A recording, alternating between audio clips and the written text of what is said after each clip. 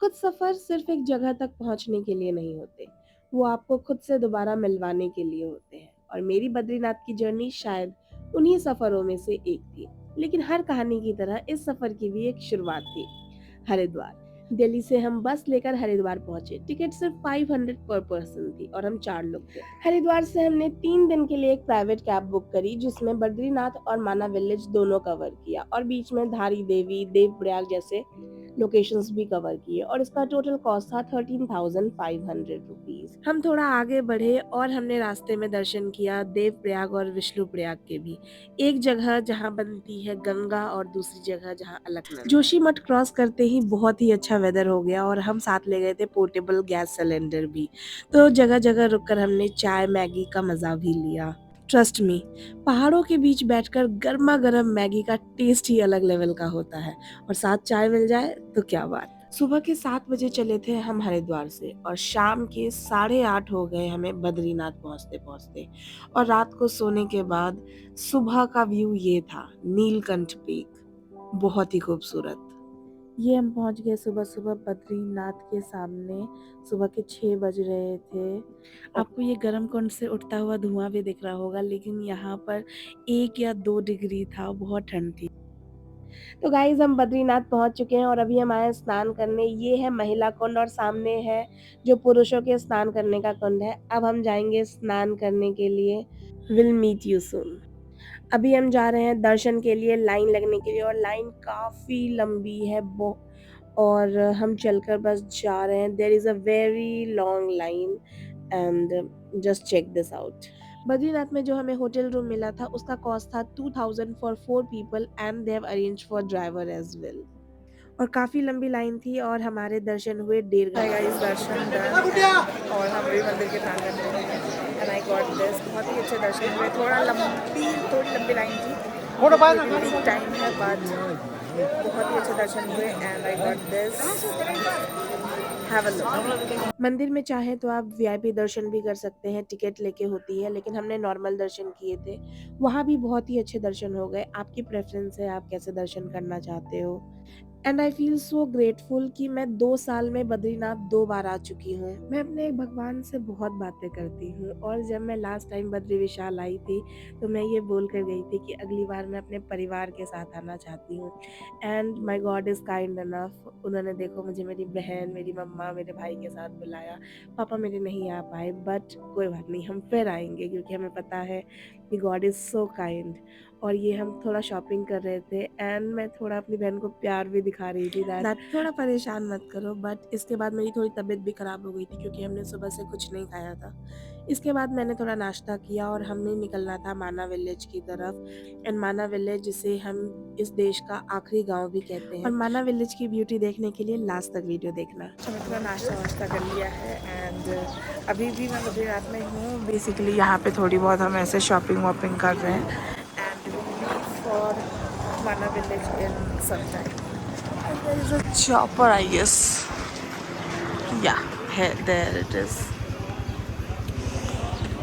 Through out हर 1-2 minute में यहाँ पर हेलीकॉप्टर लैंड हो रहा था। और वन मोर टिप, अगर आप यहाँ आओ तो वेदर चेक करके और विंटर क्लोथ्स पैक कर कर आना। We are entering here first Indian village Mana. Okay,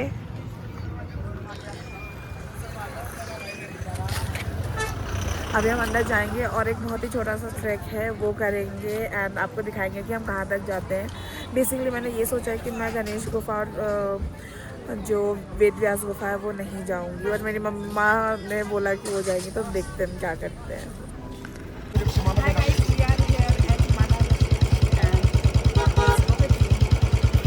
we are here at माना विलेज और अभी थोड़ा सा ऊपर जा रहे हैं। आउच, क्या की चप्पल।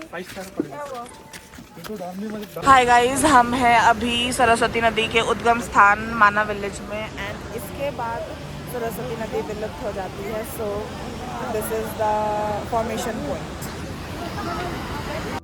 सरस्वती नदी जहाँ से निकल रही है उसके ऊपर आपको 2 पत्थर जुड़े हुए दिख रहे होंगे, उसे भीम पुल भी कहा जाता है।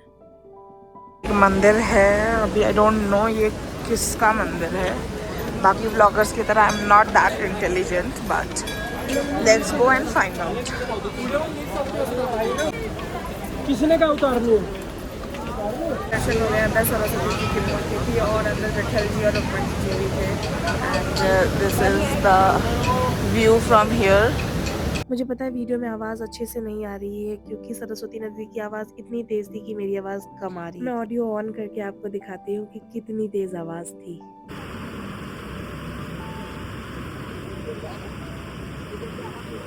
सरस्वती नदी के उद्गम स्थल तक पहुंचने के लिए आपको एक 1.5-2 किलोमीटर का एक लाइट ट्रैक करना पड़ेगा। थोड़े सीधे रास्ते और थोड़े डिफिकल्ट रास्ते के साथ होते हुए हम पहुंच गए थे यहाँ सरस्वती नदी के पास। और अब ये है पांचों पांडव और द्रौपदी जी जो जा रहे थे स्वर्ग की तरफ, तो उनके स्टैचूज बने। ये पांचों पांडव युधिष्ठिर, उसके बाद Arjun, Bheem, Nakul, Draupadi and sorry Sahdev. So these are the 5 Pandavs. और भीड़ देख लो, यहाँ इतनी भीड़ है, पैर रखने की जगह नहीं है, इतनी भीड़ है।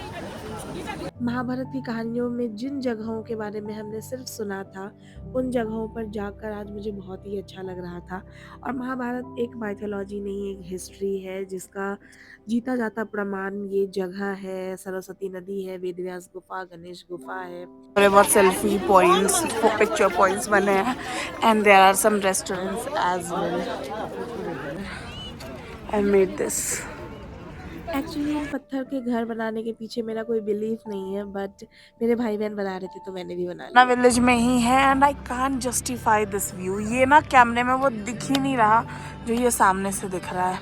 I mean this is something unreal guys, unreal. और हमारे सामने ना ये बहुत ही प्रिटी फ्लावर्स है। I love it. और मैं नॉर्मली आराम से बैठी हूँ यहाँ घास पे, और ये सामने ये बड़ा सा पहाड़ है। Wow, what a beauty. Mana village, I am in love guys. Guys हम इससे आगे नहीं जा रहे हैं एंड यहीं से अब हम रिटर्न जा रहे हैं। हम बसवरा फॉल्स नहीं जाएंगे और मैं नीचे उतर रही हूँ। शूट करना भूल गई थी। सो बेसिकली ये सरस्वती नदी यहाँ से यहाँ आकर ख़त्म हो जाती है। बेसिकली वो अलकनंदा में वहाँ पे मिल जाती है। सो सरस्वती नदी का उद्गम स्थान, और ये यहाँ से वो विलुप्त हो जाती है अलकनंदा के साथ। So this is the story. और यहाँ ऊपर है गणेश जी का गुफा और वेद व्यास जी का गुफा, जहाँ पर उन्होंने महाभारत लिखी थी और हमारे वेद लिखे थे। कौन कौन से वेद हैं से बहुत सारे शॉप्स मिल जाएंगे। और हमने ये एक ऐसी छोटी सी स्क्रंची एंड ये हैंड मेड मफलर लिया है। दीज आर द शॉप्स, काफ़ी सारे हैं यहाँ पे। बहुत सारे शॉप्स हैं और ये लोग हाथों से ऊनी कपड़े बनाते हैं, तो यहाँ आओ तो इनसे ज़रूर शॉप करना, और बहुत ही अफोर्डेबल भी है। चलो ये हम जगह को बाय बोल दे रहे हैं। हमारे पास रिकॉर्डिंग तो नहीं है, बट मेरी मम्मी वेद व्यास गुफा और गणेश गुफा तक गई थी, जो कि एक्सपीरियंस उनका भी बहुत अच्छा था। ये सारे लोकेशंस कवर करने के बाद नेक्स्ट डे हम पहुँचे धारी देवी, और यहाँ पर भी दर्शन अच्छे हुए, लेकिन लाइन बहुत लंबी थी। मीनवाइल आप एक अच्छा व्यू एंजॉय करो।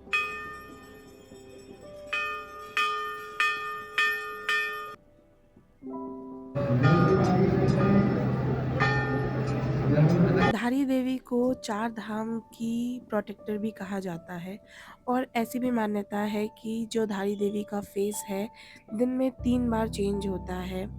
जो मॉर्निंग वाला फेस होता है उसमें काफ़ी बाल रूप होता है, and the day 1 is quite feminine womanly, एंड जो शाम का होता है वो काफ़ी ओल्ड लेडी टाइप होता है। तो इसके पीछे कुछ साइंटिफिक रीजंस भी है जो कि शायद लाइटिंग से रिलेटेड हैं, but what do you think. And after that we have reached Rishikesh, जो कि हमें पहुंचते पहुंचते शाम के 7 बज गए थे। और थोड़ा रेस्ट करने के बाद अपने होटल में हम चले आए। लक्ष्मण झूला का ये न्यू ब्रिज बना था, ग्लास ब्रिज, हमने वो एंजॉय किया। और यहाँ बैठ के साई घाट है और यहाँ हमने काफ़ी म्यूज़िक एंजॉय करा।